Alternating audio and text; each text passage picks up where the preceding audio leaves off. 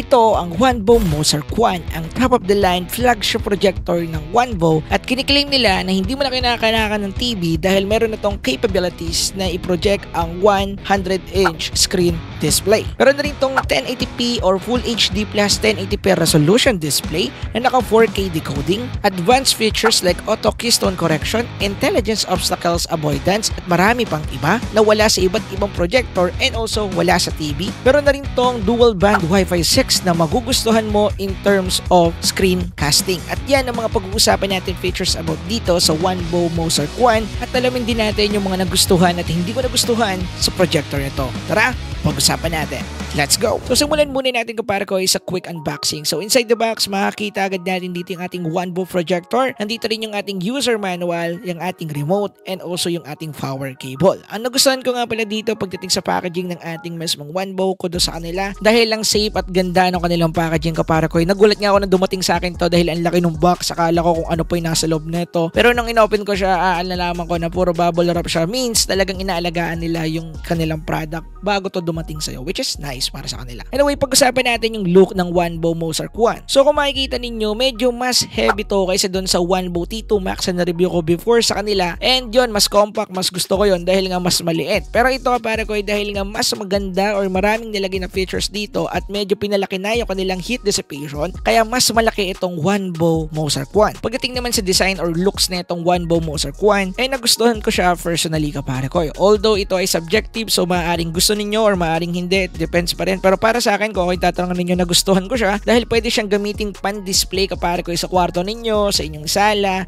or any other room or part ng room ninyo kapare ko na pwedeng paglagyan ng projector. Maganda to kapare ko dahil aesthetic yung kanyang itsura. In terms of build quality kapare ko, meron tong plastic housing, yung kanyang mismong frame na nakikita ninyo dyan. And then nung kinakatok-katok ko to, nung kinaka-carbon check ko to, okay naman, makapal-kapal naman yung kanyang plastic para sa akin. Pagdating naman sa placement ng forks and buttons, ito naman siya kapare ko. So usually sa pinakaunahan nito, makikita natin agad yung kanyang lens. So usually yung lens na ginamit dito is 5 pieces na curve high concentrated optical lens. Kaya kayang-kaya niya kapare ko yung 100-inch capability na projection. And in terms of dust naman kapare ko, don't worry dahil nga kahit magkaroon pa ng dumi or alikabok yung unahang lens, hindi mawawala yung ganda ng quality. Sa bandang baba naman ng lens ay makikita natin dito yung parang camera thing, which is ito yung kanyang sensor. Ito yung ginagamit ng Wanbo para ma-identify kung ano yung place, lugar, or kung ano yung surface sa pagpuprojectan ng display niya para magamit niya yung auto keystone correction and also yung kanyang intelligent obstacles avoidance features kapare ko. Sa right side naman nito kapare ko, makikita natin dito yung kanyang speaker. At ito ang Wanbo and acoustic speaker na merong external bass unit with sound wave vibration, magnetic levitation. And in terms of sound quality kapare ko, para talaga kayo nasa sinihan if gamit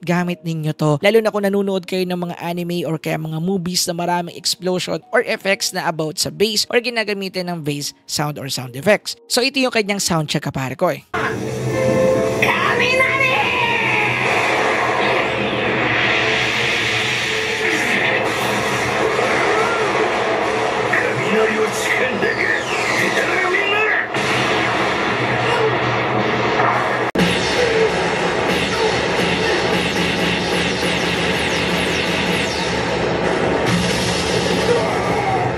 And kung nakapanood na kayo ng sine kapare ko at alam niyo yung feeling na once sa merong fart doon sa scene or doon sa movie na pinapanood nyo, let's say explosion or bass sound effects or music, mapifeel ninyo yung vibration sa magkabilang gilid and also sa ilalim ng upuan ninyo. Ganon din yung feeling habang nanonood ako dito sa Mozart One. Kaya kung mahilig kayo manood ng mga anime or kaya ng mga documentary in terms of military, kasi marami doon mga bass music, like yung mga pasabog nila doon, mga effects nila doon, mararamdaman nyo talaga dito. Anyway, sa back part ng ating projector, nandito yung ating mga available ports. Meron tayong dalawang USB port, isang HDMI port, para kung gusto ninyong i-connect yung inyong PC or laptop sa projector na to, possible nyong gawin yan, lalo na kung gusto nyo itang gamitin na isang secondary monitor or extension monitor. Meron na tayo ditong audio port and then dito na rin yung saksakan ng ating mismong cable. Kung itong mga butas-butas sa part nito na nakikita nyo sa likod na part, ay part pa rin ito ng heat dissipation. Ibig sabihin, harap at likod yung paglalabasan ng mainit na hangin galing dito sa projector na to. And then yung line naman sa taas sa part sa baba ng mga ports usually a 2-speaker kapare ko na tumutulong doon sa ating high vibration speaker na nasa gilid na part ng OneBow Mozart 1. And then kung gagamitin nyo naman to, napaka-basic lang din dahil plug and play na to kapare ko. Unang-unang step, kailangan nyo lang isaksak yung inyong mismong power cable doon sa ating outlet. And then after that, click nyo lang yung taas sa part or kaya i-click nyo lang yung remote nyo kung tinatamad kayo, yung power button nito, and then matic, pwede na kayo agad makapanood or gamitin yung ating projector kagaya ng ginagawa ko sa video. Anyway, ito yung ating mismong interface once ay i-open natin yung Mozart 1. As you can see, available na dito yung mga applications like yung Netflix, YouTube, and etc. Halos lahat ng mga streaming website is nandito na agad and default sa ating OneBow Mozart 1. Pero kung meron pa kayong mga pinapanood na streaming application or platform na wala dito sa mga list, pwede nyo naman itong i-install dito mismo sa OneBow Mozart 1. Dahil meron na rin itong operating system na Android 9 kaparakoy at gumamit to ng OneBow UI. Ang maganda dito, active din yung mga developer nila pagdating sa mga software update, kaya antay-antay din kayo. Ang isa pa sa nagustuhan ko dito, lahat ng settings or functions na meron tong ating Mozart 1 ay available sa settings mismo ng OneBow. So as you can see, makikita natin dito yung mga features like auto-correction, scale, picture format, autofocus, etc. Lahat yan nandito. Isa to sa nagustuhan ko sa OneBow na bago nilang software or bago nilang interface dahil binigyan nila ng option yung user na i-turn off yung mga automatic features and also i-on yung mga automatic features. And also, pwede nyo na rin i-adjust yung kanyang laki or scale. Before kasi dun sa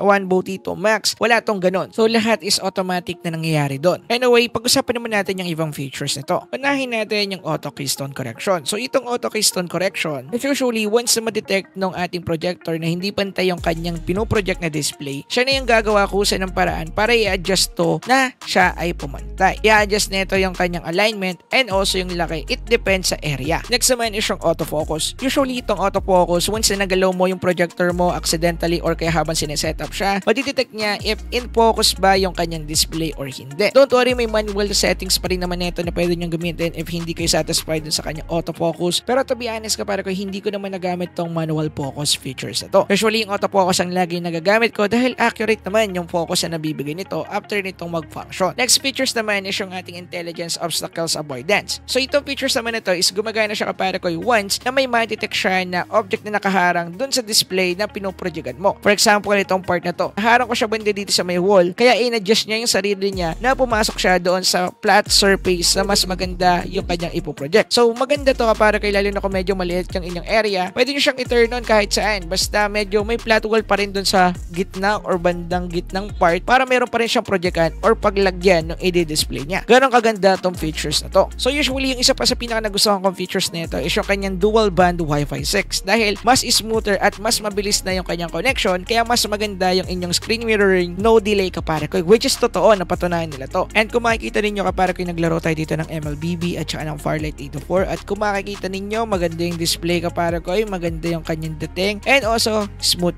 din siya. However, magbe-base pa rin yung bilis ng screencasting or smoothness nito depende sa Wi-Fi connection ninyo.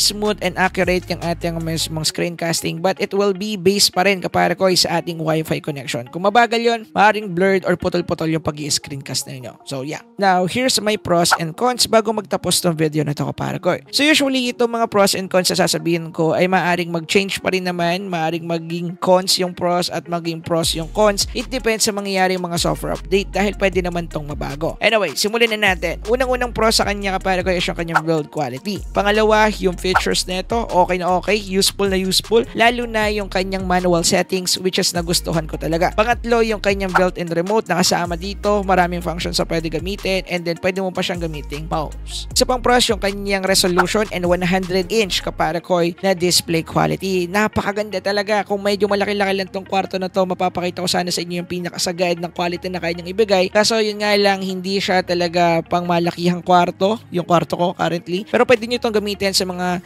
room or kaya kung meron kayong mga presentations, pwede nyo dalhin tong OneBow Mozart 1 na to. And then yung kanyang speaker kapare ko, maganda talaga yung vibration, pati yung kanyang surround sound, napakaganda para talaga kayo nasa sinihan. Yan ay based sa experience ko kapare ko, yung pros na part na to. And then yung kanyang heat dissipation, gusto ko rin, although medyo maingay siya, once na tahimik yung scene, medyo umiingay siya ng konti, naririnig siya, pero hindi naman masyadong noticeable. Kapag malapit ka lang medyo doon sa ating projector, doon mo notice yung ingay pag nagdi-dissipate na siya ng hangin or naglalabas na siya ng hangin. Now, pasok naman tayo sa ating cons. So, usually yung cons ko dito, pare kapare ko is yung kanyang screen mirroring. Yung screen mirroring kasi, although napakita ko na smooth siya, maganda siya, yung screen mirroring, ang cons niya ay hindi siya ganun ka-accessible sa mga Android phone. Dahil tinry ko to sa Android phone ko at hindi ko makita yung OneBo na available sa screencasting, pero pag sa iPhone is 1, 2, 3 tap lang siya. I think mapipix naman to ng OneBo once na magkaroon sila ng software update. Next naman is yung features na auto keystone correction or auto alignment kapare ko. Medyo hindi siya accurate dahil sometimes pantay siya, sometimes is hindi, nakabaliko siya, or hindi siya talaga totally pantay. Yun yung medyo napapansin ko dito sa projector ito. I think nag-miscalculate sila or pangit yung nagawa nila na calculation doon sa coding na ginawa nila doon sa software. I think mapipix naman to after ng mga several software update, and for sure mapipix naman nila to usually. And then yung isa pang cons na nakita ko dito is yung kanyang bigat. Usually hindi talaga siya magaan kapare ko. Kinakailangan mo talaga ng extra lakas kapag bubuhatin mo to at hindi mo talaga siya madadala kung saan-saan. Pero kung meron ka sasakyan, let's say motor, may GB box ka or kaya kotse, pwede mo tong dalhin. So talagang pangkwarto siya, unlike dun sa OneBo T2 Max, ilalagay mo lang sa bag, pwede mo nang gamitin papunta kung saan-saan at pwede mo nang i-plug and play doon. Usually plug and play naman siya, nagustuhan ko yan doon, pero yun nga, hindi siya ganun kagaan or hindi siya ganun kahandi para gamitin, which is mahirap para sa mga kapare ko natin dyan na mga babae na hindi agad basta-basta malilipat ng pwesto tong projector na to kung gagamitin nila. Last cons ko naman is yung kanyang presyo kapare ko. Hindi ganun ka-practical if bibili kayo ng isang OneBo Mozart 1 dahil ang presyo nito is nasa 17,599 pesos. Pero pwede nyo itong makuha sa 10.10 sale, which is 16,399 pesos kapare ko. So usually kung ako naman yung tatanong ngayon, kung usapang performance, value, and also yung mga specs, talaga nandun ang ating OneBo Mozart 1. And kung i-compare pa natin to sa mga projector na meron ngayon currently sa market, hindi may kakaila na maganda talaga yung performance ng OneBo Mozart 1. Sa pricing and sa level ng performance sila, marirecommend ko to definitely. But yun nga, depende yan siguro sa needs ninyo kasi kagaya ko na mayroong maliit na kwarto, hindi ko naman masyadong needed yung malaking 100-inch screen display na yon. Okay na ako doon sa mga portable lang talaga kagaya ng OneBo T2 Max, which is maganda rin naman talaga yon. Marirecommend ko pa rin hanggang ngayon. Pero sa projector na usapan, if malaki-laki siguro yung kwarto mo or gagamitin mo to sa mga presentation, I would suggest this projector. But yeah, maganda naman talaga tong OneBo Mozart 1. Maganda talaga siya, hindi natin may kakaila yun. So yeah, nasa sa inyo yan. Para sa akin, if need nyo talaga ng high quality and top of the line performance ang projector, I would suggest this projector. Pero kung gusto nyo na medyo cheaper, pero pa sila dyan mga OneBo products sa mas affordable. Anyway, dito ako natatapusin yung video. Maraming salamat sa panonood. Anong tingin ninyo? Sulit ba or maganda ba itong ating OneBo Mozart 1? Anyway, yun lang. Peace out. Let's go.